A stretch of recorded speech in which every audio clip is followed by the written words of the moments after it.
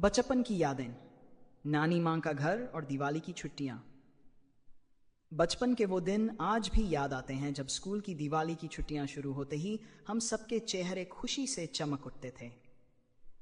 जैसे ही परीक्षाएं खत्म होती, मैं और मेरे भाई बहन बड़ी बेसब्री से नानी माँ के घर जाने की तैयारी करने लगते। नानी का घर हमारे लिए किसी जादुई दुनिया से कम नहीं था, जहाँ न तो स्कूल का होमवर्क होता, न पढ़ाई का बोझ, बस मस्ती और प्यार ही प्यार। दिवाली की छुट्टियों में नानी के घर जाने का अपना ही मज़ा था, जहाँ हर साल नई यादें बनती।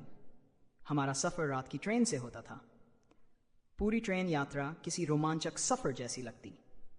पापा एक एक चीज़ की देखभाल करते और मम्मी बैग में ढेर सारे घर के पकवान रखती, मथरी, नमकपारे और लड्डू। स्टेशन पर पहुंचते ही नानी का बड़ा सा घर दिखाई देता, जिसमें आंगन के बीच में एक पुराना पीपल का पेड़ था। घर की दहलीज लांघते ही नानी माँ हमें बाहों में भर लेती और हम सबके लिए मिठाई के डिब्बे खोल देती। उनके घर की वो भीनी भीनी खुशबू आज भी मेरे दिल में बसी हुई है।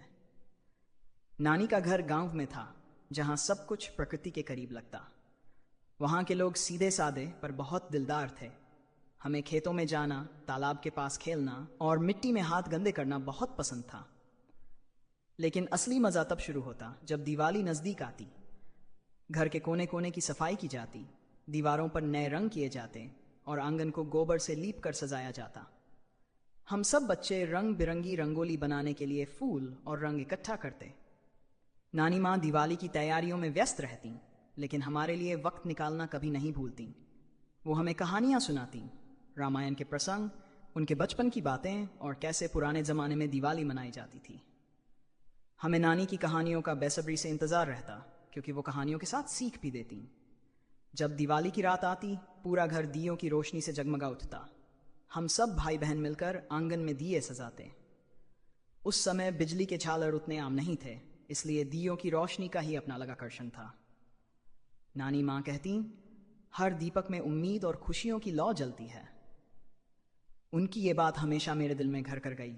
दियों की कतारों के बीच खड़े होकर लगता था जैसे हम भी उस रोशनी का हिस्सा बन गए हों। पंडित जी के आने पर पूजा की शुरुआत होती। पूरे घर में गंगाजल छिड़का जाता और माँ चाची मिलकर लक्ष्मी गणेश की पूजा करती। हम सबको पूजा के बाद नानी माँ के हाथ की बनी खीर और पूरन पोली का इंतजार रहता। वो स्वाद आज भी किसी और मिठाई में महसूस नहीं होता। पूजा के बाद आतिशबाजी का समय होता। हम सब बच्चे छत पर जमा हो जाते और पटाखे जलाते। नानी माँ हमेशा कहती, पटाखे कम फोड़ो, लक्ष्मी जी धुएं में नहीं आती। इसीलिए हम ज्यादातर फूलझड़ी और अनार से ही काम चलाते। गांव में दूर दूर तक रोशनी की लकीरें दिखाई देती और हर घर से हंसी की आवाज़ें गूंजती।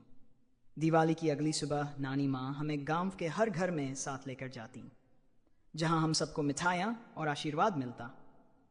वो दिन हमारे लिए किसी उत्सव से कम नहीं था। हर घर में अपनापन और स्नेह महसूस होता। दिवाली का ये त्योहार हमारे लिए केवल पटाखों और रोशनी तक सीमित नहीं था, बल्कि रिश्तों की गर्मी और साझा खुशियों का भी प्रतीक था। जब छुट्टियां खत्म होने लगती और वापसी का वक्त आता, हमारा मन उदास हो जाता।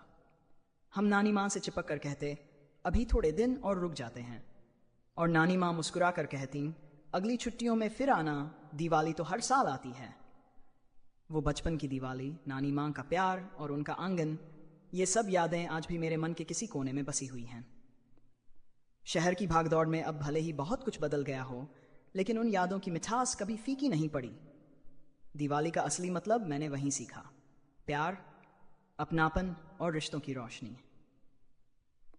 हर साल दिवाली पर मैं उस समय को याद करती हूँ और सोचती हूँ कैसे छोटे छोटे पलों में भी इतनी खुशियाँ छुपी होती थीं। नानी माँ के घर की वो छुट्टियाँ आज भी मेरी सबसे खूबसूरत यादों में शामिल हैं।